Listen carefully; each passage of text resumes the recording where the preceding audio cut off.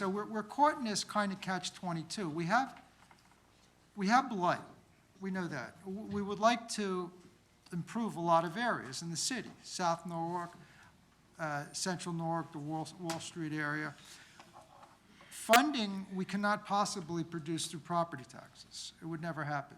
It would bankrupt the city and especially our school system.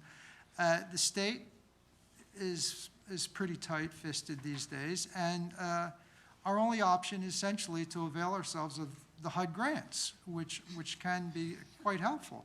I mean, we're discussing a couple $1 million of grants this evening from HUD. And so if we don't go through this process, we're really cutting off that stream of revenue, plus tying our hands, not being able to solve a lot of problems that the city has because we don't have the revenue.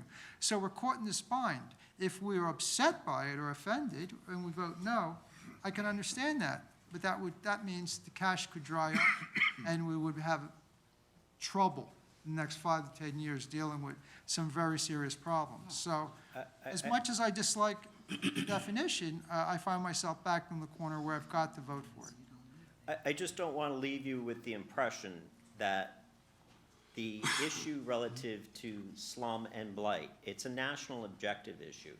You're using this as the reason why you're expending the federal funding that's coming in.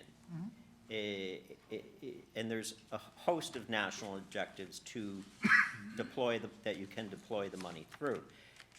If you don't do this, it's basically saying you can't use any of the federal money for the elimination of slum and blight, which you're determining are blighting influences, which again get into environmental contamination.